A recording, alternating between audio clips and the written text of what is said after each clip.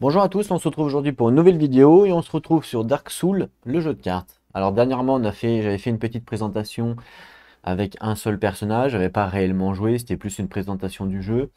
Mais là, cette fois-ci, on va faire vraiment une partie entière, voir un petit peu ce que ça donne. Les retours au niveau des joueurs sont souvent les mêmes, souvent il est question d'équilibrage par rapport au jeu et il est question souvent que quand on joue avec moins de 4 personnages, le jeu est beaucoup plus dur. Voilà, c'est comme ça, c'est un fait. Et donc du coup, le fait de jouer avec un seul personnage, ce n'est pas forcément bien équilibré. Alors moi, pour le test, enfin pour cette partie-là en tout cas, je vais essayer de jouer avec deux personnages. On va voir si on arrive à s'en sortir ou pas. On avait à peu près les mêmes problématiques sur le jeu board game Dark Souls, où effectivement, quand on joue un personnage, bah, c'est plus dur. Parce que bah, tous les monstres nous attaquent, évidemment, il n'y en a personne pour tanker. Le stuff est divisé parmi toute la pile de stuff, parce que par exemple dans le board game, on a du stuff qui est prédéfini pour notre personnage, un petit peu comme là, hein, on va dire. Et du coup, dans les piles de stuff, eh ben, c'est dilué en fait, hein. Par exemple, si dans toute cette pile-là, j'ai 10 cartes pour mon personnage, par exemple si je joue solo, j'aurai moins de chances de les prendre que si je joue avec 4 personnages, puisqu'avec 4 personnages, dans tous les cas, les cartes vont aller quelque part, enfin vont aller à quelqu'un, vous voyez. Donc il y a ça, voilà, il y a beaucoup de choses qui font que le jeu n'est pas forcément bien équilibré à moins de 4 personnages. Ça n'empêche pas de jouer à moins de 4 pour avoir du challenge, mais je pense que solo, un personnage solo, je pense que c'est vraiment compliqué, à moins peut-être de faire des règles maison, en modifiant quelques petits trucs. Parce que c'est pareil, par exemple, dans ce jeu de cartes, comme vous le savez, ici, c'est nos points de vie. Donc, on commence avec 28 cartes, donc potentiellement 28 points de vie, même si c'est pas réellement ça, parce qu'on va jouer des cartes pour combattre. Alors, on va dire 20 points de vie si on veut, même 10. Mais comme on a deux personnages, bah, potentiellement, on a 20 points de vie. Alors que quand on joue solo, eh ben, on en a que 10, en fin de compte. Vous voyez? Donc, voilà, tout ça fait que, mis bout à bout, ben, on se retrouve avec un jeu qui n'est pas forcément équilibré à moins de 4 personnages.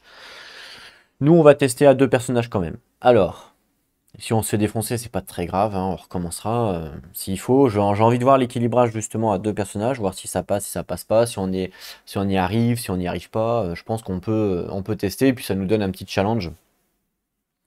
Et pourquoi je joue pas à quatre personnages aussi, c'est parce que en termes de, comment dire,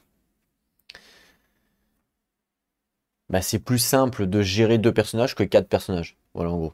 Surtout en caméra quoi. Alors. J'ai choisi le Knight. Alors le Knight parce que c'est certainement une sorte de tank. J'ai pas regardé les decks encore, je pense que je vais les regarder avec vous. Je pense que dans ce jeu c'est important de connaître les decks des personnages. Alors attendez, la caméra elle est tordue. Voilà, ça me paraît mieux. Donc, le Knight. Pour des commodités au niveau de la vidéo, les monstres je vais les mettre ici. La dernière fois pendant ma partie découverte, les monstres je les ai mis en face. Et c'est vrai que je me suis aperçu quand même que c'était mieux pour vous de voir les monstres en devant et les personnages en haut là-haut. Même chose, comme les cartes, on ne sait pas à qui ça correspond, puisque on voit par exemple ici c'est le Knight, mais si vous le savez parce qu'il y a la carte ici, mais si j'enlève la carte, eh ben vous ne savez pas, si j'enlève les deux cartes des deux personnages, vous ne savez pas à qui appartient les decks. On est d'accord. Là on ne sait pas qui c'est, là on ne sait pas qui c'est. En temps normal, les personnages on doit les mettre ici, par exemple on doit les positionner ici pour dire bah voilà, le Knight est ici, l'assassin est ici. Moi ce que je vais faire, c'est que les cartes de personnages, je vais les laisser ici, comme ça va vous indiquer au niveau du deck ça correspond à qui. À tout moment, vous savez à qui ça correspond, par exemple. Et pour les personnages, eh ben, je vais prendre des figurines, puisque comme j'ai Dark Souls, le board game, j'ai toutes les figurines. Donc, je vais prendre les figurines qui vont correspondre à la carte que l'on doit positionner. Donc, ça sera exactement la même chose, sauf que c'est une figurine, c'est tout. Donc ça sera le Knight, le chevalier. D'accord. Voilà. Donc, par exemple, je vais le mettre ici. Et puis ici, ça sera l'assassin, puisque je vais jouer l'assassin également en deuxième.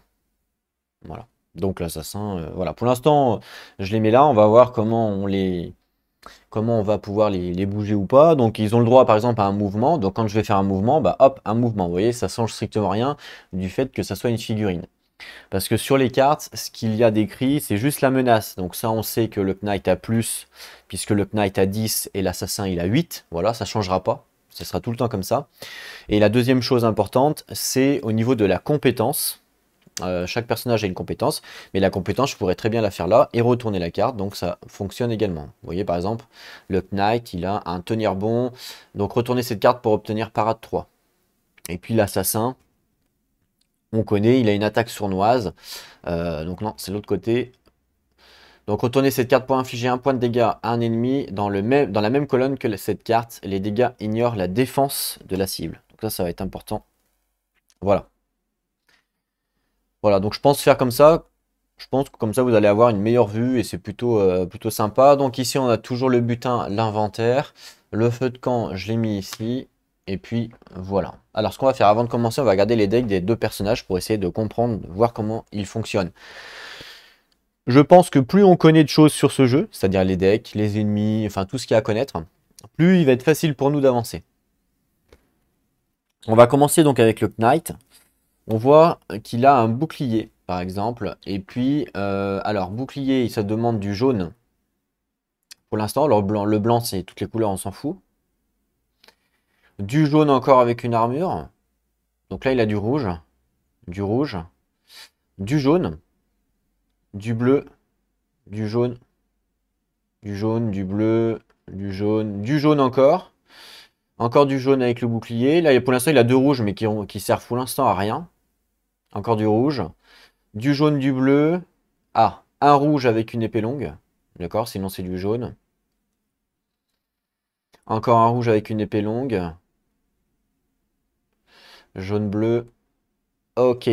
Donc, vous avez vu, il a un petit peu de rouge. Un petit peu de bleu. Sa couleur principale, ça va être le jaune. Hein, on l'a bien compris. Et de temps en temps, on a besoin de rouge. Il y a deux cartes qui ont besoin de rouge, par exemple. Donc, c'est pas folichon. Et bleu, il y a combien de cartes qui ont besoin de bleu? Il y en a pas beaucoup aussi, hein, j'ai l'impression. Une, deux, bah il y a deux cartes.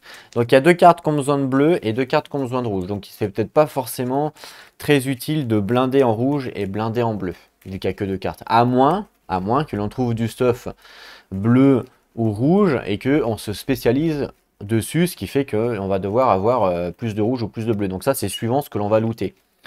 Pour l'instant, en tout cas, sa couleur principale, c'est jaune. Donc ça, c'est important de le savoir. Donc jaune qui correspond à la force, je crois. Oui, voilà. Jaune qui correspond à la force. Ok. Donc je mélange son deck. Et pour l'assassin, alors on l'a joué un petit peu sur la découverte. Donc je crois que sa couleur principale, c'est bleu, la dextérité. Mais il a besoin un petit peu de jaune, comme on peut voir là. Alors il a un petit peu de violet. Voilà, c'est du bleu. Donc il a beaucoup de bleu. Un petit peu de violet pour la défense. Bleu-jaune toujours. Le jaune. Ah, un petit peu de violet. Un petit peu de violet. Ah, quand même, un violet, il en a besoin de pas mal quand même, hein, mine de rien. Vous avez vu, il a quand même besoin de pas mal de violet, hein, mine de rien. Il y a quand même pas mal de cartes violet. Hein. Autrement c'est du bleu-jaune. 2, 3, 4. 4 cartes, hein. C'est pas nul. Hein. 4 cartes d'équipement, c'est pas nul. Hein. 4 violets, et sinon c'est du bleu-jaune. Dans l'ensemble, c'est souvent bleu-jaune. Donc on pourrait presque dire que en termes principal, c'est bleu-jaune, quoi. Hein. Presque, parce que chaque stock, c'est bleu-jaune. S'il veut garder les stocks, c'est bleu-jaune. Sinon, effectivement, c'est bleu. Ok. Donc, pareil, ça va être important. Donc, on a dit que lui, c'était... C'est quoi sa couleur principale, déjà? C'était la force. Et lui, c'est la dextérité, mais il a aussi besoin un petit peu de force. On l'a vu, hein. C'est souvent bleu-jaune, bleu-jaune, bleu-jaune. Donc, ça va être important. Ok, donc ça, on a vu un petit peu les decks, on mélange. Voilà. Alors, je compte pas les cartes. Je compte pas le nombre d'équipements qu'il a. Alors, il faudrait en temps normal, mais bon, c'est pas grave, on va aussi découvrir en jouant. Moi, il y a une question quand même que je me pose, c'est est-ce qu'on pioche la main avant de positionner les joueurs ou on doit d'abord les positionner avant de piocher notre main? Parce que ça, c'est important.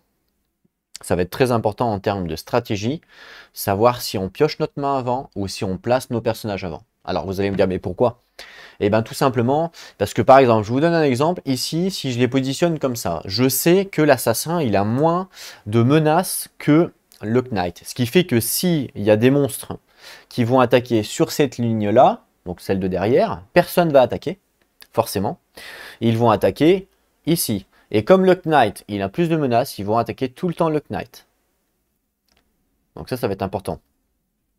Et inversement, si des monstres tapent sur cette ligne-là, et bien pareil, comme le Knight a plus de menaces, il va taper tout le temps le Knight. Donc ça veut dire que c'est tout le temps le Knight qui défend. Ce qui veut dire que c'est pas forcément une bonne stratégie. Parce que si c'est tout le temps le Knight qui défend, c'est que lui qui va devoir défausser des cartes. Que ce soit en perte de points de vie, ou que ça soit parce qu'il veut défendre avec un bouclier ou une armure. Dans tous les cas, il va falloir qu'il défausse des cartes. D'accord? Alors que si je fais défendre sur les deux, ils vont descendre tous les deux. En fait, on a le deck comme ça, gauche et droite. Au lieu de faire tout, et puis on est baisé, et ben, le mieux, c'est de faire ensemble. Voilà, plus doucement, mais ensemble.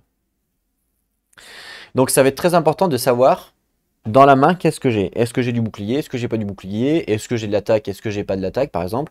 Parce que si je mets l'assassin ici, hop, un truc tout bête. Mais si je mets l'assassin ici, ou même ici, ou où vous voulez, et ben tous les ennemis qui vont taper derrière, et ben c'est l'assassin qui va prendre les dégâts, forcément. Tous les ennemis qui vont taper devant, et ben c'est le Knight qui va prendre les dégâts. Alors que si je le mets là, comme je vous ai dit tout à l'heure, et ben là, ça sera tout le temps le Knight qui va prendre les dégâts. À moins que le monstre tape sur cette case-là, mais il aura une chance sur 6 de se prendre les dégâts, alors que si je le mets là, il a 3 chances sur 6, une chance sur 2. Donc vous voyez, c'est quand même pas du tout pareil, hein. Ça change énormément de choses. Donc c'est important de savoir si on doit piocher les mains avant ou pas par rapport au positionnement. Enfin moi je trouve ça important pour savoir si je défends ou pas avec le Knight, voilà. Donc je regarde ça et je suis à vous. Ok, je pense qu'on peut tirer sa main avant parce qu'ils nous disent qu'on peut repositionner nos personnages en début d'une rencontre. Donc déjà je vais tirer les cartes, savoir. 1, 2, 3, 4, 5, 6. Savoir un petit peu ce qu'ils ont, ce qu'ils n'ont pas. Donc ça c'est le Knight, hein, je vous rappelle. Donc un jaune, 2 jaunes, 3 jaunes, ouf, 3 jaunes, 4 jaunes et un rouge. Sachant que il a la possibilité de faire une attaque, donc je n'ai pas le droit de faire un mulligan, d'accord? Donc voilà sa main, pour l'instant, en termes de sa main, il peut faire des dégâts, mais malheureusement, je n'ai pas de défense. Alors la main du personnage, je vais la mettre ici à côté, et puis la défausse, je la mettrai là. Et pour l'assassin, la défausse ici, sa main ici. Donc 6, 2, 3, 4, 5, 6. Violet, bleu, une armure qui permet d'esquiver ou potentiellement de bloquer de dégâts. Jaune, bleu, jaune. Donc là, je n'ai pas la capacité de faire de l'attaque. Donc j'ai le droit de faire un mulligan. Je vais le faire.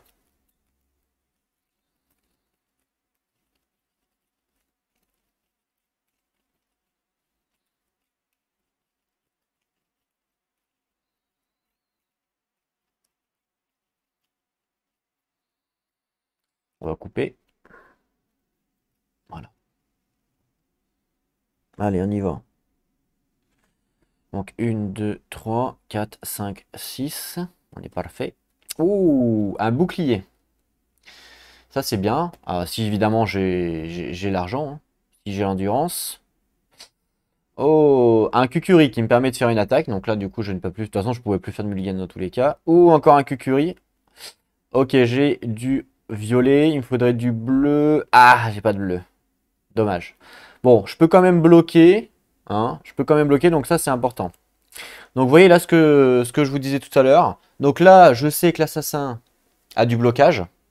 Et je sais que le Knight a 0 blocage dans son deck. Donc là, ça m'arrangerait que ce soit l'assassin qui bloque tous les dégâts, évidemment. Mais il ne peut pas bloquer à la place du Knight parce que le Knight, il a plus de menaces. Donc là, moi, l'assassin, je vais plutôt le mettre ici, sur la deuxième ligne. Voilà, en espérant ne pas piocher un personnage qui fait de l'AOE. Je sais qu'il y a un personnage niveau 1 qui fait de l'AOE au milieu. Alors ça serait peut-être plus judicieux de faire ça et ça. Comme ça, potentiellement, on se prend pas l'AOE.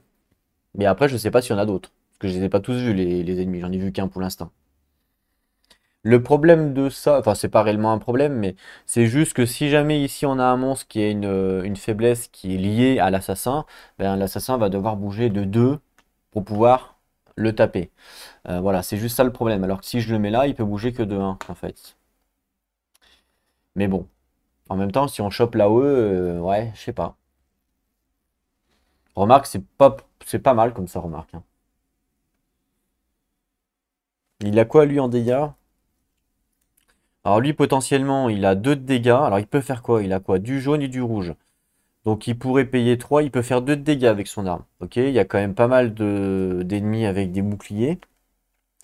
Et puis lui, potentiellement, du coup, il a du blocage. Alors il peut faire son Kukuri, il peut faire 1 de distance. Enfin, pardon. Un dégât avec un bleu. Ah non, il a pas de bleu. Non, non, il a pas de bleu, je dis des bêtises. En fait, il peut juste faire. Il peut juste faire l'attaque à distance en défaussant un Kukuri. Voilà. Donc, ce qui serait intéressant, c'est peut-être d'aider lui. Parce qu'avec mon Kukuri, je vais pouvoir mettre saignement. Et saignement, c'est plus 1 de dégâts à la prochaine attaque. Si je le mets derrière ici, par exemple, et ben je pourrais taper à distance, puisque il va pas me gêner, hein, puisque je peux taper à distance. Et comme ça, je peux taper ici. Bon, après, s'il vient là, les ennemis, je suis un peu embêté. Donc tant pis, je pense qu'on va prendre le risque, on va se mettre là. Comme lui, il n'a pas d'attaque, c'est mieux de le mettre derrière, dans un premier temps. Vas-y, on va faire comme ça. En espérant ne pas choper là-haut. Alors, on y va pour la première rencontre. Hop, donc là, on commence au milieu, comme d'habitude d'ailleurs. D'accord?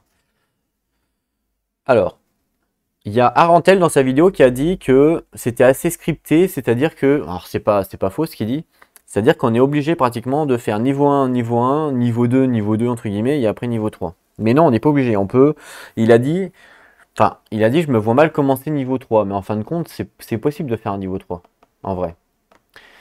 Il a dit, il faut être un petit peu sadomaso. Alors, est-ce que je vais être sadomaso pour partir sur du niveau 3 direct? Je me dis qu'au lieu de faire 2 rencontres ou 3 rencontres niveau 1, eh bien, peut-être qu'on peut en faire qu'une seule niveau 3.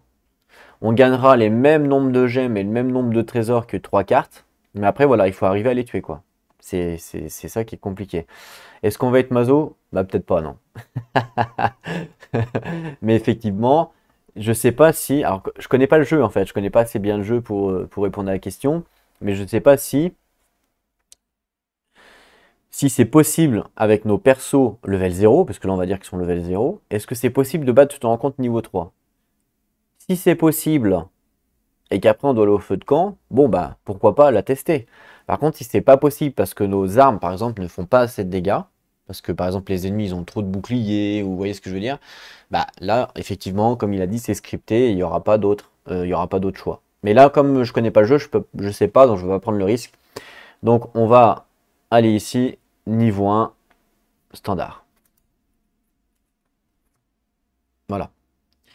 Donc ici on est dans le donjon effondré. On voit qu'à 2 joueurs, j'ai un coffre.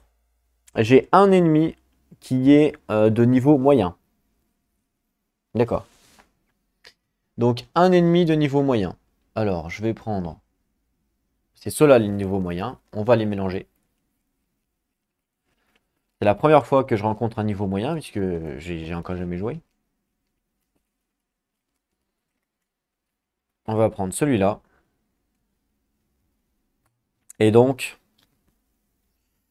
Ouf, AOE, et on a de la chance, c'est pas au milieu, donc... alors, le positionnement du monstre, en plus on a de la chance parce que sa faiblesse, c'est ça, waouh.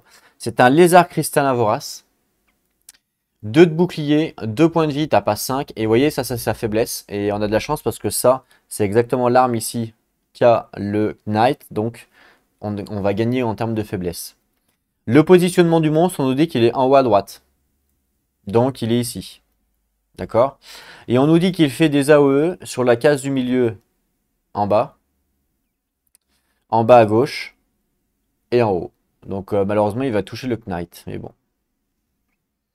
Voilà. Donc lui, son AOE, il tape ici, ici et ici. Vous avez compris maintenant pourquoi j'ai mis les ennemis de ce côté. Parce que c'est beaucoup plus simple pour voir où c'est qui tape. Ok. Bon, bah du coup, c'est à lui de jouer, hein. C'est lui qui joue en premier, il tape directement en AOE, comme j'ai dit. Donc ici, ici, ici. Donc il tape le Knight, malheureusement. Bon, on n'a pas eu de chance. Alors le Knight, on a dit qu'il pouvait pas se défendre. C'est impossible pour lui. Donc malheureusement, il va devoir défausser 5 cartes, puisqu'il tape à 5. Alors, ça, je ne vais pas le défausser, évidemment. Je vais garder un petit peu de force. Je pense que je vais défausser 3 forces d'endurance. Plus 2. 1 et 2. Oh. Voilà. Il m'a fait de 5 points de dégâts. Fin de son tour, donc je remonte ma main. Donc 2, 3, 4. Ah, 4. 6, 4, 6. Alors, on a une armure avec du jaune, donc ça va m'aider. Un bouclier avec du jaune. Ah, est-ce que c'est pas trop... est-ce que c'est pas... ce que je veux dire par là, c'est bon, on a déjà une armure qui me permet de défendre à 3. Donc, est-ce que c'est bien de la garder aussi? Je pense que c'est là, à un moment donné, il faudra qu'on la défausse. Ok.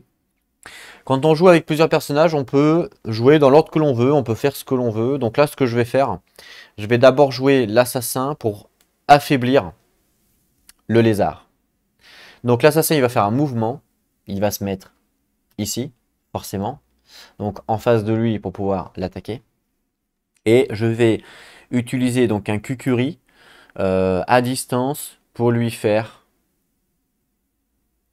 un saignement. Donc pour pouvoir lui faire un saignement, il faut simplement que je défausse la carte. Là, il n'y a pas d'intérêt à ce que je le tape à 1, puisqu'il a 2 de bouclier, donc je ne lui ferai pas de dégâts. Donc du coup, je fais simplement un saignement. Donc je défausse mon Kukuri, hop, je le mets ici. Et ça me permet de lui faire un saignement. Donc le saignement, on nous dit, la prochaine attaque contre cette carte inflige 1 point de dégâts. Et maintenant, je vais faire jouer mon chevalier. Mon chevalier, il a le droit de faire un mouvement également, donc il va également, hop, venir ici pour faire un déplacement. On est d'accord. Et donc, il va attaquer avec son épée longue pour la faiblesse du monstre, parce que c'est une arme lente, et lui, il est justement faiblesse avec les armes lentes. Il faut que je lui fasse 2 points de dégâts. Ah, j'avais même pas besoin de faire ça. En vrai, j'avais même pas besoin de faire ça pour le tuer, puisque je lui fais 2 points de dégâts. Donc j'avais même pas besoin de lui faire. Donc est-ce que c'est bien joué d'avoir fait ça? Bah peut-être pas, remarque. Je peux peut-être garder ma carte pour l'assassin, ça sert à rien de cramer des cartes pour rien, puisque les cartes c'est des points de vie. Donc je vais pas le faire, excusez-moi, je fais un petit rollback. Rien n'a été changé dans le jeu, donc tout va bien. Limite, je vais le laisser là, l'assassin. Ça sert à rien que je le joue en fait. Puisque je peux le tuer directement avec mon Knight.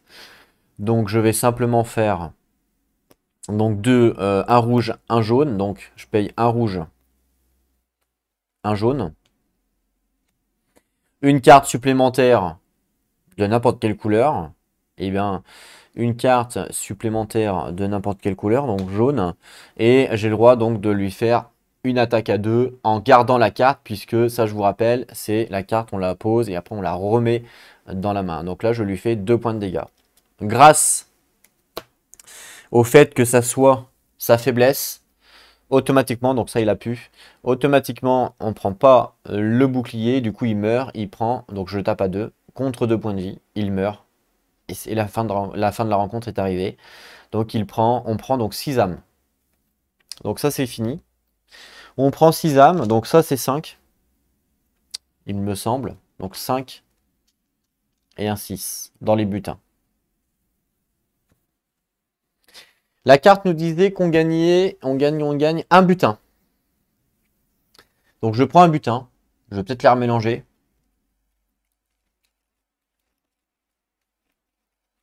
Je le coupe. Allez, on gagne un butin. Un butin. Je vais pas le regarder. Voilà. Première rencontre terminée. Bon, elle s'est plutôt pas trop mal passée. D'ailleurs, ça c'est la main de l'assassin. Hop. Alors, là j'ai le choix. Soit je vais directement au feu de camp. Soit je décide de continuer et de faire une nouvelle rencontre. Dans ce cas-là, je remonte la main de mon Knight. Donc là, évidemment, je vais continuer. Hein. Donc je remonte la main du Knight. Donc 3, 4, 5 et 6. Ok, j'ai un petit peu de mana. J'ai pas mal d'équipements là pour le coup. 2 d'armure que je vais pouvoir défausser avec un jaune à la rigueur pour bloquer. Ouais, c'est pas mal. C'est pas mal. Ok. Très bien. Donc, nouvelle rencontre.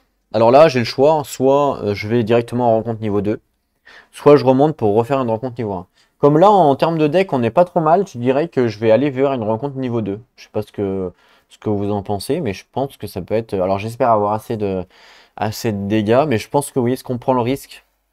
Je pense que je vais prendre le risque d'aller vers une rencontre niveau 2.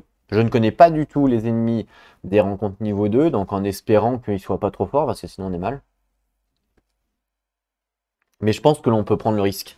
Donc je vais aller ici, rencontre niveau 2. Alors, avant de faire la rencontre, j'ai le droit de repositionner mes personnages. Bon, je pense que je vais faire comme tout à l'heure, c'est-à-dire que je vais me remettre ici. Et je vais les laisser comme ça. Je veux pas que le Knight, donc il tank tout, donc je vais les laisser comme ça. L'assassin peut tanker aussi.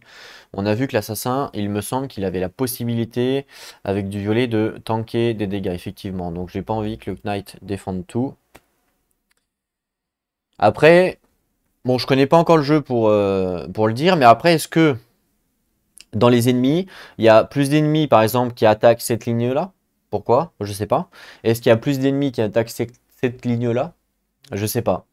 Est-ce que les développeurs du jeu, du fait que ici ça soit des cases éloignées, des emplacements éloignés, on se sont dit, bon bah allez, on fait 75% des monstres qui tapent là et 25 qui tapent là. Parce que généralement on met les classes plus faibles ou plus fragiles derrière.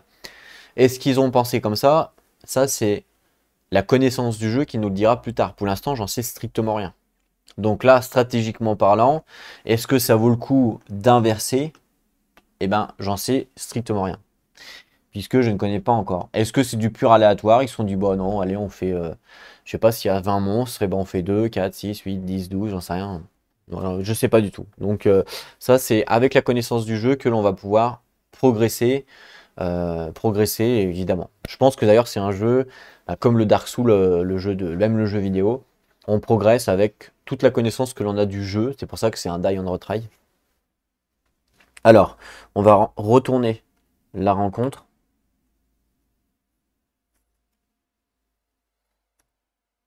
Alors, on est au temple des profondeurs. On nous dit qu'on gagne 2 butins si jamais on gagne la rencontre. On nous dit qu'il y a 2 monstres standards et un monstre de niveau supérieur, de niveau 2. D'accord? Donc, monstre standard. On commence par quel monstre à mettre? Ça, c'est important, ça aussi. On commence par les standards?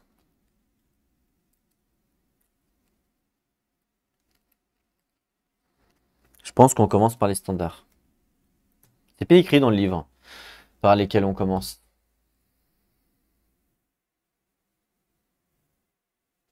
Ça peut être important parce que suivant le positionnement, en fait, si par exemple je poste un monstre là, si un autre monstre doit être placé là et qui peut pas, eh ben il va être placé ailleurs. Donc suivant si on commence par les niveaux 1 ou si on commence par le niveau 2, ça peut être important, ça peut être important.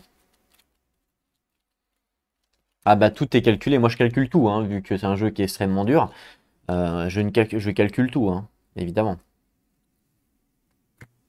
Ah mince, j'ai oublié de remettre celui-là dedans. Au cas où, au cas où il revient, on sait jamais. Il me dérange pas trop, hein. Je vais couper, j'en reprends un. Voilà. Alors, voyons voir ce que l'on a. Donc, on va commencer par les niveaux 1. Je ne sais pas si... alors, si vous connaissez la règle, vous me marquez en commentaire. En tout cas, dans le livre, c'est pas écrit. Mais il nous dit simplement, piocher le nombre d'ennemis indiqués sur la carte rencontre et placez-les sur le plateau de bataille ennemi. Voilà. Il n'y a pas réellement d'ordre à respecter. On va commencer par la première. Un gardien de tombe arbalétrier. Donc, la faiblesse, c'est la magie, mais moi, je n'ai pas le personnage qui fait de la magie. Un point de vie, un point d'armure. Il se positionne tout en bas à droite. Ici. Et il attaque la deuxième ligne, donc celle du fond. Donc, il va attaquer mon assassin. Très bien. Le deuxième monstre. Oh, un dévot du sage. Là, ça, par contre, c'est la faiblesse de l'assassin. Un point de vie, un point d'armure, en bas à gauche. Ici, pareil, il attaque donc la deuxième ligne également. Donc potentiellement, ça va être aussi mon assassin. Tant mieux, parce que lui, il a dépensé déjà 5 cartes. Il faut qu'on essaye d'équilibrer. Et le dernier, le plus dur, lycanthrope. Il se positionne au milieu et il attaque devant. Il attaque mon knight, du coup. Il attaque à 3. Alors, on voit pas bien l'illustration, c'est sombre. Hein. Le jeu est sombre. Je vais vous montrer les illustrations, mais on voit pas très bien. C'est que les cartes sont très sombres. Hein. Même chez moi, c'est très très sombre. Donc voilà. Donc il se positionne au milieu ici. Et voilà le lycanthrope. Bon. Pas mal tout ça. Je vais décaler un peu. Allez, on y va. Alors. Pour l'attaque des monstres, on doit suivre, comme je vous avais dit dans la partie découverte, on doit suivre un ordre. Et l'ordre, il est indiqué ici. Donc 1, 2, 3, 4, 5, 6. Donc ça, c'est l'ordre que l'on doit suivre quand on fait attaquer les monstres. Ça veut dire 1, 2, 3, 4, 5, 6. Donc là, lui, il attaque en premier, forcément. Donc le lycanthrope, il va attaquer le personnage qui se trouve au milieu, première ligne. Donc ici, en fin de compte. Voilà. Donc là, il attaque ici et il attaque à 3 dégâts. Alors, qu'est-ce qu'il peut faire, lui? Il me semble que il peut défendre. Alors, 3 dégâts. Donc on a potentiellement une armure qui peut bloquer avec un jaune.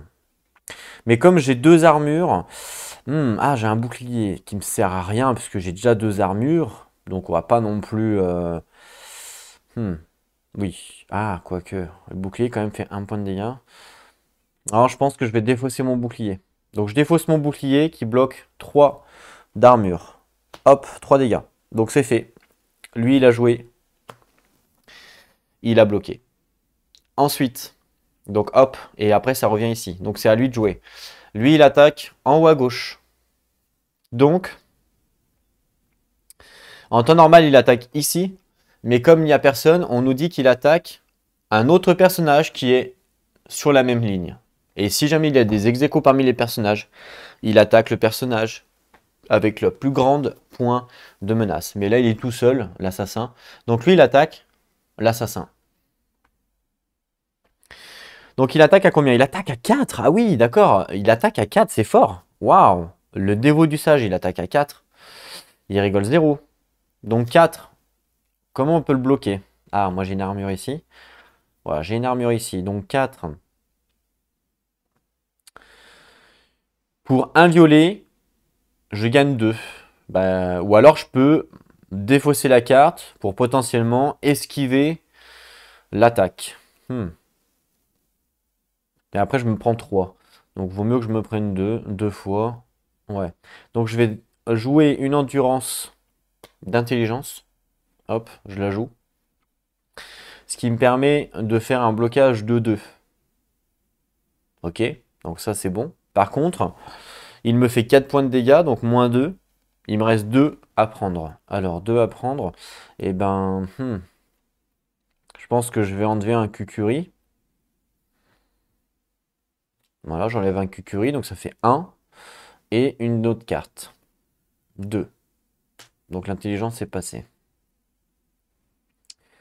Le dernier qui reste à attaquer, c'est lui. Lui, même chose, il attaque celui-là également. Et même chose, comme il n'y en a pas, il attaque sur la ligne, donc ça sera forcément l'assassin. Il attaque à 3 cette fois-ci, donc pareil, alors je peux défendre. Et ben je vais défendre avec un violet, toujours. Hop. Donc je donne un d'intelligence pour défendre avec mon bouclier ici.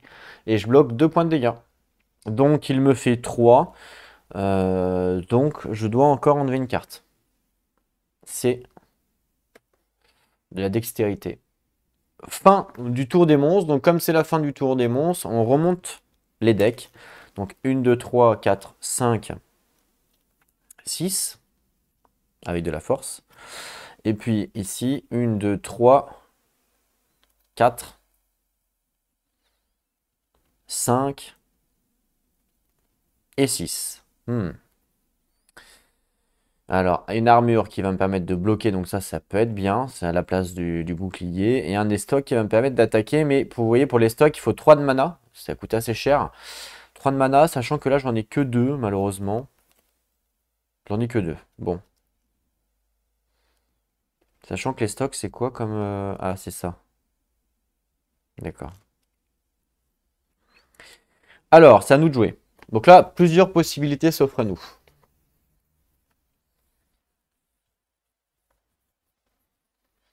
Plusieurs possibilités s'offrent à nous. Je pense qu'on peut pas tout, on va pas pouvoir tous les tuer. On va essayer de tuer ceux qui font le plus de dégâts. Je pense que c'est le plus important. Donc, lui, il fait 4 points de dégâts. En plus, il a la faiblesse de l'assassin, donc potentiellement, on va essayer de le tuer. Et on va essayer de tuer...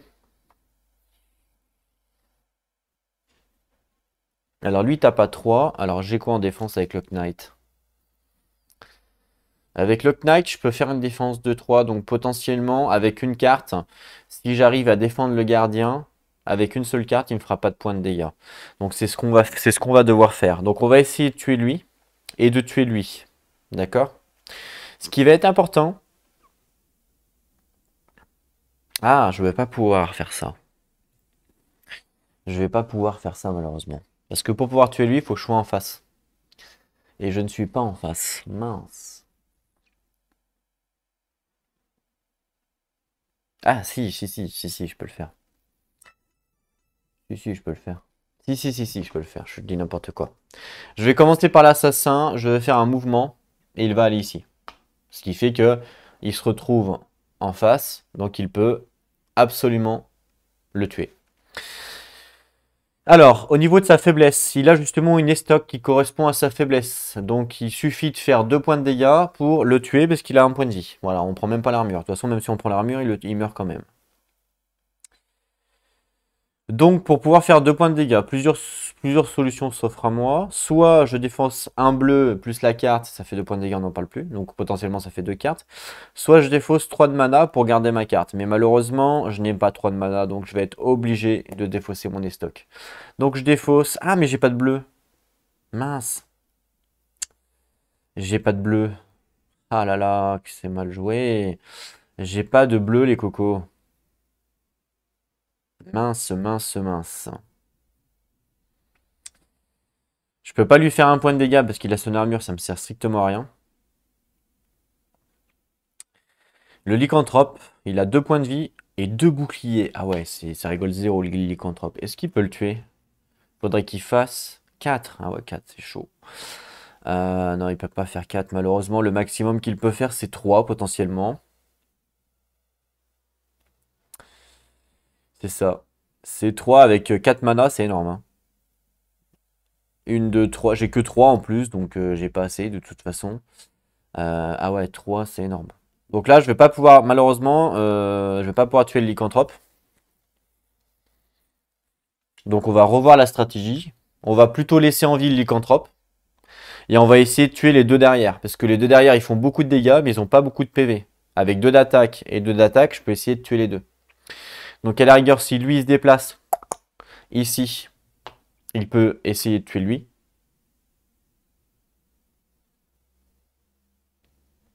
Voilà, on va essayer. Donc il faut qu'il fasse...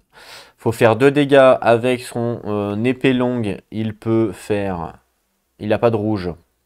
Non, il n'a pas de rouge. Mais il peut dépenser un jaune plus la carte pour faire 2 dégâts. Voilà. Bon, il perd sa carte, je vous l'accorde. Mais j'ai pas le choix. J'ai pas le choix de toute façon. Donc il fait 2 dégâts. Donc il meurt. Puisque 1 plus 1, ça fait 2. Donc lui, il est mort. On gagne 2 âmes. Je pense que c'est important de les tuer rapidement. Et il a fait son mouvement. Il a fini, entre guillemets, son tour. Et puis l'assassin, il va faire un mouvement ici, par exemple. Et puis il va essayer de taper ici. Alors l'assassin, il a quoi? Malheureusement... Ah si, j'ai pas de bleu. Ah maintenant, j'ai pas de bleu, je suis bête. Ah, je peux même pas taper avec l'assassin.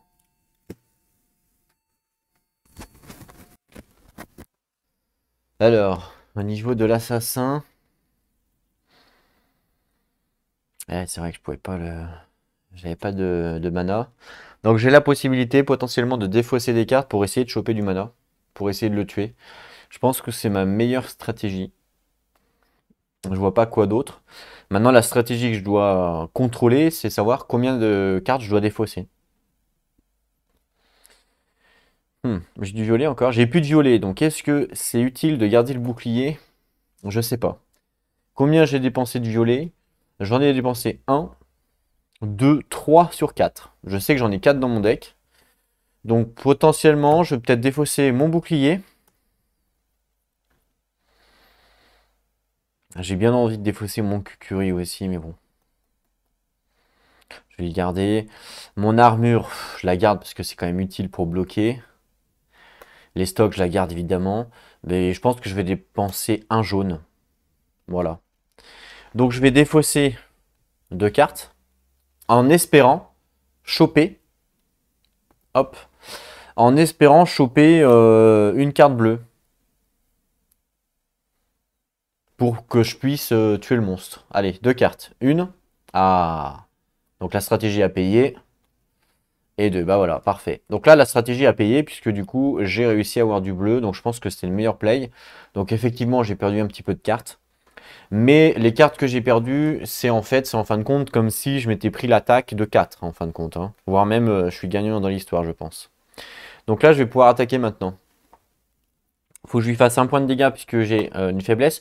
Donc soit je défausse mon arme. Mais bon, c'est quand même bien de la garder.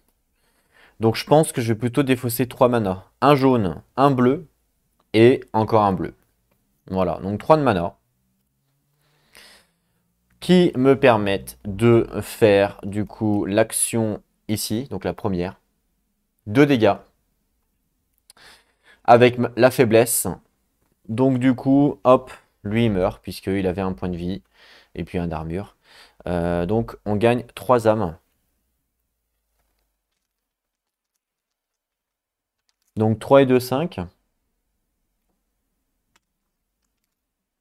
Voilà. Bien. Tout le monde a joué, puisque mon, mon assassin a joué, mon knight a joué. On remonte les mains, donc lui, 4, 5, 6. Ouais, ben là, il a de quoi défendre, hein, clairement. Il a de quoi défendre. Et puis, pour l'assassin, on est à 3, 4, 5 avec les stocks. 10. Oh, encore en stock. Alors, j'aurais peut-être mieux fait de le défausser, mais bon. Ok. Alors, le lycanthrope, donc ben, c'est à lui de jouer. Donc lui, il inflige 3 dégâts ici. Il n'y a personne, donc ça sera le knight, forcément. Puisque c'est toujours sur la même ligne en priorité. Donc là, il lui inflige 3 points de dégâts. Donc le knight, il a la possibilité de défendre. Hein. J'ai quand même 3 d'armure, donc là, je vais défausser mon égide. Ah, quoique, parce que mon égide me permet de faire potentiellement un point de dégâts, alors que mon armure ne me permet rien du tout. Il fait 3. Je pourrais défausser un de mana de force pour bloquer 3. Mais 3 d'armure dans la main, c'est quand même pourri. Hein. Et en même temps, si je dois défausser mon armure, c'est avec un de force en plus, donc c'est cher payé quand même. 2 cartes pour 3, c'est cher payé quand même. Hein. Je pense que c'est pas grave, je vais défausser. Il a combien? Il a 4 PV. Est-ce que lui, alors on va calculer, est-ce que lui peut faire 4 PV? Je ne crois pas. Hein. Non, il peut faire 3 avec 4 mana. Autant vous dire que j'ai pas 4 mana. Je vais pouvoir faire 2. Il va pouvoir faire 2. Donc il va manquer 2 dégâts. Ah oui, mais 2, non. 2, je lui fais rien du tout. 2, je lui fais rien du tout, malheureusement. Donc, on est dans la mouise. Mais même 1, de toute façon, je lui fais rien. Effectivement. Donc, de toute façon, je peux défausser ma carte sans problème, puisque même 1, je lui fais rien, il a 2 de bouclier. Donc là, malheureusement, j'espère pouvoir le tuer, parce que pour l'instant, c'est pas le cas en tout cas. Donc là, je défausse mon bouclier. Voilà. Donc ça fait 3 qui sont bloqués. C'est à moi de jouer. Donc, il est à 5. Et une 6. Ok. Est-ce que... Le problème, c'est que là, je ne peux pas le blesser. Je ne peux pas le tuer. Je ne peux pas le tuer. Alors, on va lui mettre un Kukuri, hein, j'ai pas le choix. Parce que je ne peux pas le blesser, je ne peux pas le tuer. La seule façon pour moi de le tuer, c'est Enfin, même de le blesser, c'est de lui faire 3. Mais j'ai pas assez de mana. Donc, je vais faire un Kukuri avec l'assassin. Je vais défausser donc cette carte-là pour faire un saignement. Hop. Donc, ça, c'est fait. Donc, saignement sur lui. Ah bah, il faut que je sois en phase. Donc, hop, je me déplace. Ensuite, je fais mon saignement. Là, ça fonctionne. Et puis après, ben, je vais faire un déplacement avec lui et je vais essayer de le taper. Alors, du plus fort que je peux, le plus fort que je peux, c'est 2. Oui, je vais faire ça. Donc, un jaune, plus mon épée courte que je défausse, ça fait 2 dégâts, plus 1 grâce au saignement, donc ça fait 3 dégâts. Donc, 3 dégâts, moins 2, donc ça lui fait 1 dégât. Voilà, on est d'accord. Ensuite, je vais utiliser la compétence de mon assassin. Retourner cette carte pour infliger 1 point de dégâts à un ennemi dans la même colonne que cette carte. Les dégâts ignorent la défense de la cible. Donc je retourne la carte pour infliger 1 point de dégâts et on ignore la défense de la cible. Donc il se prend 1 point de dégâts et du coup il est à 2 points de vie, il est mort. Vous allez me dire ouais mais tu peux pas le faire parce qu'il y a le Knight devant. Ok, j'aurais pu le faire avant. J'aurais pu utiliser sa capacité là, et après mon Knight il arrive et il tape. Ça changeait strictement rien, donc ça marche. Voilà, il est mort. Et heureusement qu'on avait ses capacités, sinon je pense que je pouvais pas le tuer. Enfin, très difficilement. Donc 5 âmes, comme quoi que vous voyez qu'on est quand même limité. Donc là, ça répond à la question du début que je me posais. Mais là, pour le lycanthrope, on est quand même limité par rapport à nos decks. On ne fait pas assez de points de dégâts puisqu'il a 2 d'armure. Ce qui veut dire que sur des rencontres niveau 3, je ne pense pas qu'on ait la possibilité de tous les tuer. Donc vaut mieux pas faire des rencontres niveau 3 avec un deck standard, clairement, parce que sinon on ne fera pas assez de points de dégâts. Là on a réussi la rencontre, donc là on a la possibilité soit de continuer, soit de stopper et d'aller au feu de camp. Sachant que là on gagne combien? Donc là on gagne 2 cartes. Donc 2 butins, 1 et 2. Donc 2 butins. Alors, 4, plus 2, 6, hein, on imagine. Donc 4 plus 2, 6. Il reste 1, 2, 3, 4, 5, 6, 7, 8. Il reste 8 plus sa capacité. Donc pour la défense, c'est pas mal. On a défaussé combien d'attaques? 1, 2, 3 quand même. 3, on a défaussé 3 épées courtes pour l'attaque. Ah non, on a épée longue. Ok, je pense qu'il doit nous rester une épée courte. Par contre, épée longue, je suis pas sûr. Et puis l'assassin, il leur reste quand même pas mal, j'ai l'impression. Faites voir. Oui, l'assassin, il lui reste beaucoup, hein. Oh là là, il lui reste beaucoup de cas, donc je pense qu'on peut se permettre de refaire une niveau 1. En plus, lui, l'assassin, il a quand même pas mal d'attaques potentiellement. Ouais, je pense qu'on peut se permettre. Donc je vais remonter les mains. Donc 4, 5 et 1, 6. Alors en plus, j'ai du violet qui me sert à rien, mais bon, c'est pas grave. Donc 6. Et pour Lock Knight, donc je suis à 4, 5, 6. Ça, il reste une épée courte. Ok. Il faut du jaune, mais malheureusement, j'ai plus de jaune.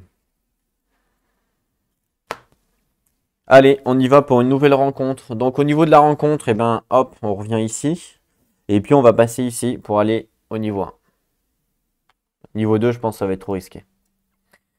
On a 2 ennemis standards. Et on gagne un coffre. Ok, donc là j'ai la possibilité de me repositionner. Non, je reste comme ça, c'est bien. Ah, faut que je remette les monstres par contre. 2 ennemis standards.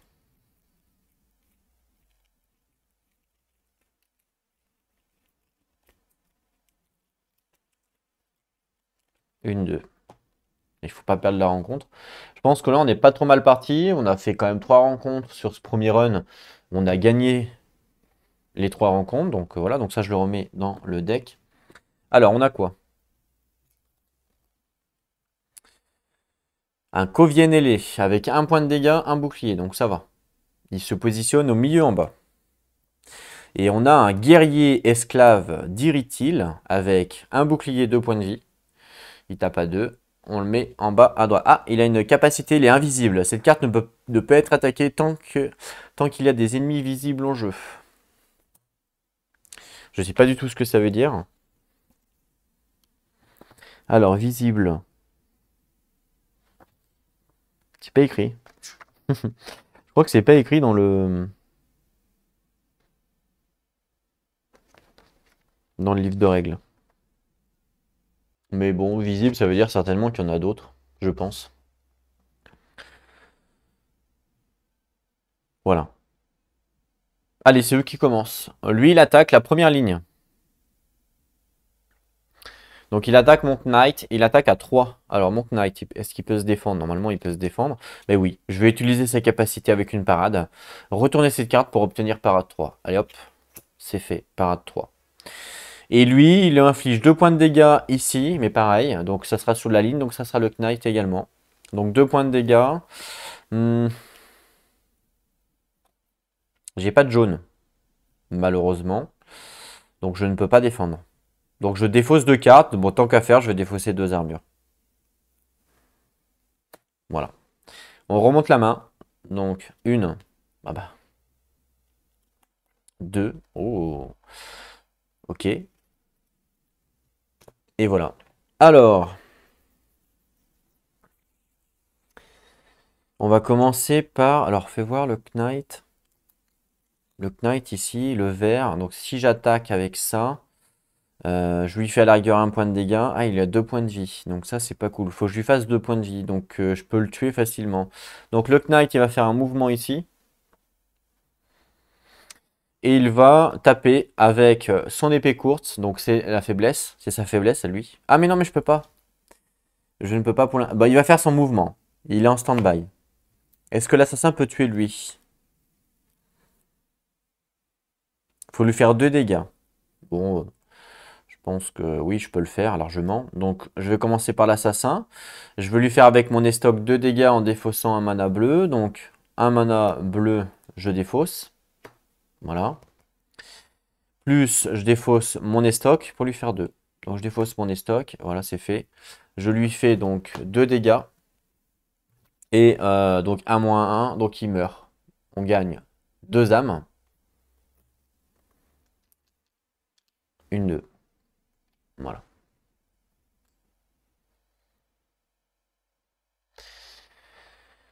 Ok, ensuite, mouvement. Bah non, j'ai déjà fait son mouvement avant. Ensuite, donc, bah, lui, il peut attaquer vu qu'il est tout seul maintenant. Donc, c'est ce que j'ai dit tout à l'heure. Donc, il faut lui faire 2 points de dégâts. Donc, il me faut un jaune. Donc, un jaune. Je le défausse son épée courte. Pour infliger 2 points de dégâts. 2 points de dégâts, il n'y a pas le bouclier parce que c'est sa faiblesse. Donc, il est mort. Et je gagne encore 2 âmes. Voilà. On est pas mal. Franchement, on est pas mal. Fin de la rencontre, ça on peut les remettre dedans. Donc là, est-ce que on décide de continuer, sachant qu'il nous reste une rencontre au niveau 2, ou est-ce qu'on décide d'aller au feu de camp? Je pense qu'on va pas faire les bourrins, on va pas faire on va pas faire les mecs trop gourmands. Je pense qu'on va aller au feu de camp. On a pas mal d'âmes, on a eu... D'ailleurs, j'ai pas mis mon butin, pardon. J'ai gagné un butin ici sur cette rencontre. Je devrais avoir 4 butins normalement. Ce qui est le cas. Donc on va pas faire les bourrins, on va pas faire les gourmands, on va aller au feu de camp. Donc hop, feu de camp. Donc ici, feu de camp. La première carte, je la prends. On la retourne pour dire que le premier feu de camp a été utilisé. Et donc là, au deuxième feu de camp, on nous dit gagner un trésor commun. Donc là, feu de camp. Je prends un trésor commun que je mets donc dans l'inventaire. Donc tout ça passe dans l'inventaire. Donc je vais les mettre là en attendant pour faire nos choix. Voilà, donc on a tout ça et tout ça. Donc là en temps normal, donc là j'ai 5 cartes. On va voir, je regarde si je me suis pas trompé. Donc 1, 2, 3, 4, plus le feu de camp, ça fait bien 5. Donc on ne s'est pas trompé. Allez, on y va. Pour regarder. On a le droit à 31 cartes maximum, c'est-à-dire que là nos decks contiennent 28 cartes. On les remélangera après. Hop. Donc 28 cartes chacun. Donc on a le droit de rajouter 3 cartes. Allez. On nous propose un rondache avec du violet et du bleu. Donc ça c'est extrêmement fort pour l'assassin puisque ça lui permet d'esquiver. Ça permet de faire quoi? De déplacer son personnage. Déplacez-vous de ce nombre de déplacements. C'est bien ça. Donc en plus on peut se déplacer. Ouais, c'est pas mal, hein. Franchement, c'est pas mal. Bon, ça coûte un peu cher puisque ça coûte un bleu, un violet, mais ça nous permet d'esquiver. Franchement, ça m'intéresse pour l'assassin. Parce que lui, en plus, il est bleu en principal. Donc, je le mets ici pour l'assassin. Ce que je vais faire, c'est que je vais mettre le Knight en haut, l'assassin en bas. Donc là, feu de camp. Voilà. On a le droit à 3 cartes. Donc, hop, ici pour l'assassin. Voilà. Oh, un grand bouclier en Fernwark. Là, clairement, ben, sans se poser de questions, on sait que c'est pour le Knight. Avec du bleu, du jaune, alors potentiellement du jaune, évidemment. Et je ne sais pas s'il a du bleu. On va regarder quand même, mais je crois qu'il a un petit peu de bleu. Non, oui, bah voilà, il a du bleu. Mais voilà, il a un petit peu de bleu, donc effectivement, pour le Knight, je pense que ça marche bien pour lui. Donc ça, on va lui mettre pour lui. Ensuite. Le fléau, waouh! Alors là, ça demande du rouge. Alors ça demande 4 de dégâts, donc ça augmente nos dégâts avec le mana. Par contre, ça demande quand même 2 mana rouges, hein, ce qui est énorme, puisque nous, on n'a pas du tout de mana rouge. Enfin, on en a un petit peu, mais pas beaucoup. Donc ça va être très dur de pouvoir jouer cette carte-là en mode je défausse avec 2 rouges. Ça va être très dur de la jouer comme ça. À moins de gagner, évidemment, à moins de, dans le futur gagner du rouge. Mais pour l'instant, avec le deck actuel, c'est pratiquement impossible. Dans notre deck, il doit y avoir 4 rouges, donc ça va être compliqué. Je la mets quand même pour le Knight, parce que c'est pour moi une arme pour le Knight, mais je ne sais pas si je vais la mettre tout de suite ou pas. Le bouclier araignée, même chose. Donc c'est un bouclier qui est très intéressant, mais pareil, ça va être du jaune, donc ça c'est pas un problème pour le Knight, mais ça va être du rouge aussi. Le rouge c'est la foi, hein. Pour l'instant le Knight il en a pas énorme, donc à la rigueur je pourrais le build bouclier araignée plus fléau, mais dans ce cas-là il faudrait que je lui mette beaucoup plus de foi. Donc faut voir après si on veut le build comme ça ou pas. Et puis on a le fauchon, qui là par contre pour le coup c'est pour le Knight. On nous dit donc 2 dégâts tout le temps, ou alors pour une carte, déplacée dans n'importe quel emplacement. D'accord. Donc ça veut dire que je peux déplacer un monstre, c'est ça? C'est une attaque qui permet de déplacer dans n'importe quel emplacement. Donc je pense que je peux déplacer un monstre.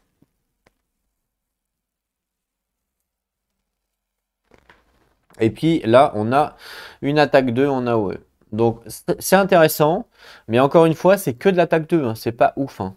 C'est vraiment pas ouf. Donc ça, ce serait plus là pour le Knight. Pour si on veut faire plus de dégâts, bah, faut qu'on parte sur ça, faut qu'on parte sur de la foi. J'ai peur qu'au niveau dégâts, on soit limité là. On soit vraiment limité. Si je regarde le deck du Knight, en termes de dégâts, hein, là on est à 2 max. Je crois que c'est tout. Ah, on peut être 3 max avec 4 mana. Ouais, bon, 3 max c'est chaud quand même, 4 mana. Donc franchement, on est à 2 max quoi. Allez, 3 max avec 4 mana, c'est chaud, hein. Donc, comme tout à l'heure, l'ennemi qui avait 2 de bouclier, bah, c'est carrément dur, c'est carrément chaud. Sachant que là, en plus, ouais, c'est une arme lourde.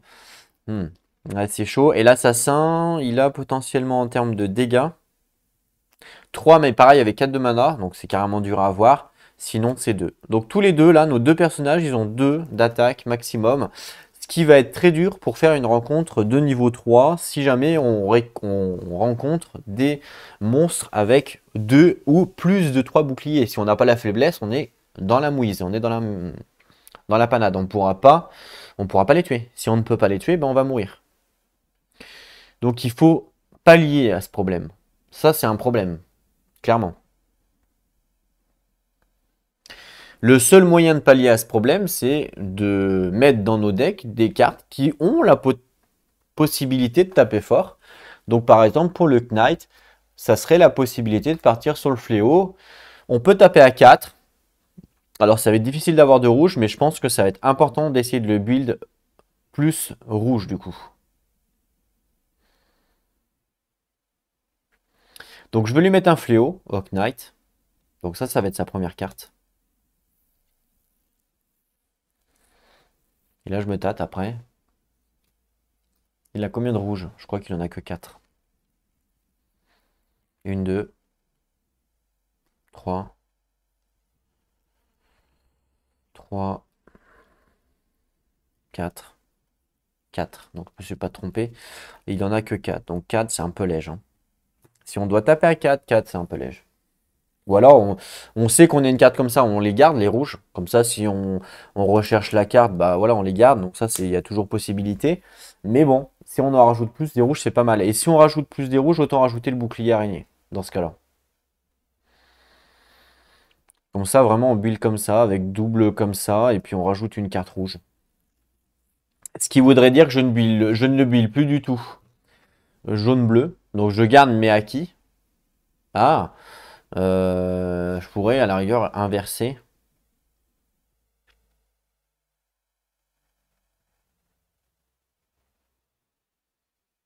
En même temps, je pourrais très bien. Lui, il a du bleu et il a du jaune. Hein. Je pourrais le build un peu plus défensif, lui. Hein. Il n'a pas beaucoup de défense. Je pourrais lui mettre ça. Hein, parce que lui, il a plus d'attaque.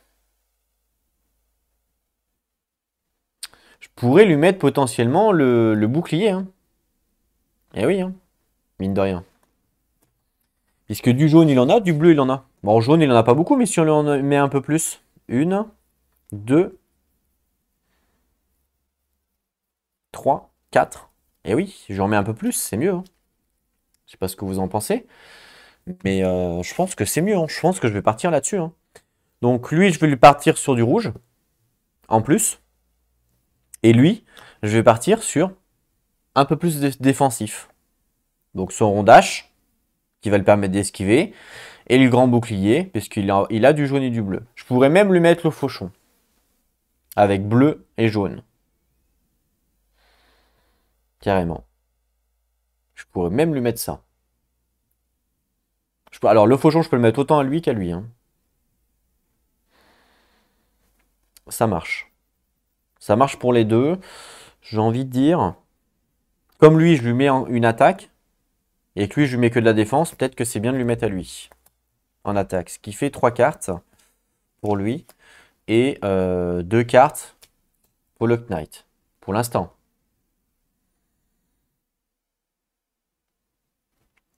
Il a combien de cartes d'attaque? On va compter ensemble. Je pense que c'est ex-aequo. Alors, 1, 2, 3, 3, 4, 4. Il en a 4 au total. Et l'assassin, je pense que c'est pareil. 1, 2, je la compte, même si ça fait 1, 3, 4. Ouais, c'est pareil, hein, c'est exactement pareil. Vous avez vu en fait, hein, en fin de compte, c'est pareil. Donc que je la mette au guerrier ou que je la mette à l'assassin, c'est exactement pareil. Le seul hic, c'est que lui, il a plus de bleu. Donc, ça va l'aider. Il a moins de jaune.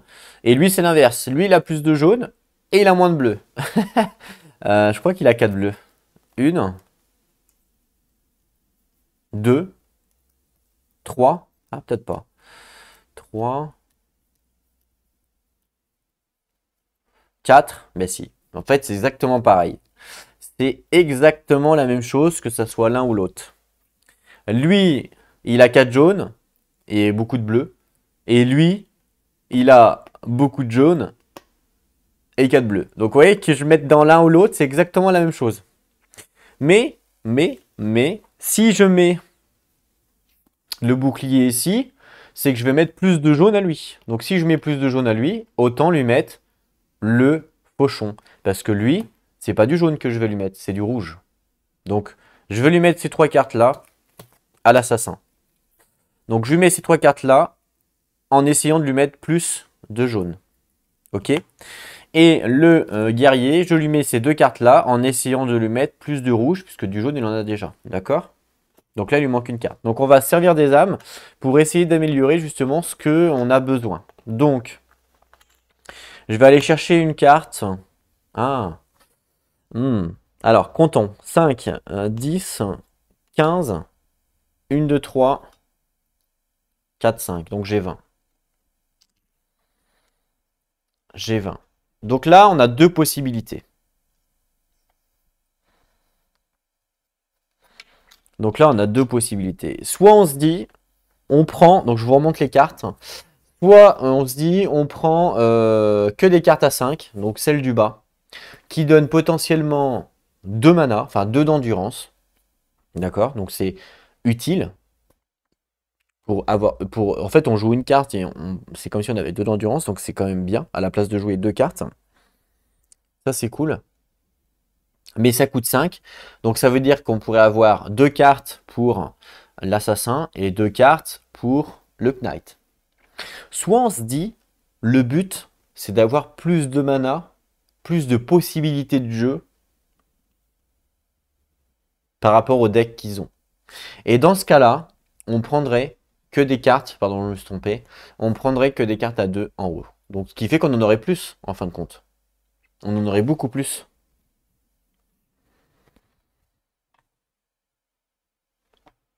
Ça ferait 10 cartes à la place de 4 cartes. C'est énorme, hein. Je pense que je vais partir sur la deuxième solution. Je vais privilégier le fait d'avoir plus de cartes, donc potentiellement plus de possibilités en termes de mana, que de partir sur du double mana. Et je partirai sur du double mana après. Donc là, le but de mon deck, là, le but ultime, va être de modifier tous mes manas pour avoir du double mana. Et ouais. Donc comme ça coûte 2 et que j'ai 20, je peux avoir 10 cartes. Lui, on a dit qu'il me fallait du jaune. D'accord? Donc, ce qui est fort avec lui, c'est jaune et bleu, puisque jaune et bleu, ça va être ses couleurs fondamentales. Donc je vais prendre des cartes de niveau 2, jaune et bleu. Et donc je vais en prendre pour 10. Ok? Donc 2, 3, 4, 5, 6, 7, 8, 9, 10. Donc je dépense 10. Je reste dans sa dextérité, mais en même temps, je vais lui mettre du jaune en plus. Donc en fait, je vais améliorer sa dextérité en apportant de la force qui vont m'aider avec les faucons et le grand bouclier. Et là, on va être bien. Donc ce qui fait que j'ai le droit à 3 cartes en plus, hein. Donc les 3 cartes là, je les ajoute dans son deck. Ça, c'est gratuit. Mais pour pouvoir ajouter les 5 cartes ici, je vais être obligé de défausser 5 cartes, puisque je ne peux pas dépasser 31 cartes. Donc je vais prendre, en fait, je vais améliorer son deck. Je vais prendre toutes ces cartes bleues, que je vais améliorer en bleu plus jaune, où moi j'aurai la possibilité de soit payer en bleu, ou soit de payer en jaune. Et oui, en fait, ça m'ouvre des possibilités.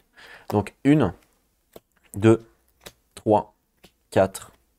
Je garde mes jaunes parce que les jaunes, j'en ai besoin. Et 5. Voilà. 1, 2, 3, 4, 5. Donc je vais virer ces 5 bleus. Et je vais mettre à la place des 5 bleus jaunes. Donc ça change strictement rien au niveau de son deck, puisque c'est toujours des bleus, potentiellement. Mais en plus, en fait, j'upgrade son deck. En plus, je lui mets des jaunes. Donc il a 4 jaunes dans son deck, plus potentiellement 1, 2, 3, 4, 5 en plus. Donc ça va l'aider. Ça va carrément l'aider. Ça, c'est clair. Donc j'enlève ces 5 bleus. Et à la place, je lui mets ces 5-là. Donc je vais les sliver après.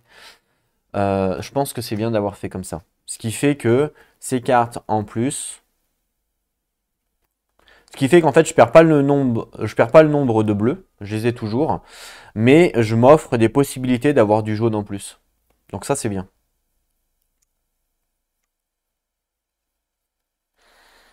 Ça, c'est bien.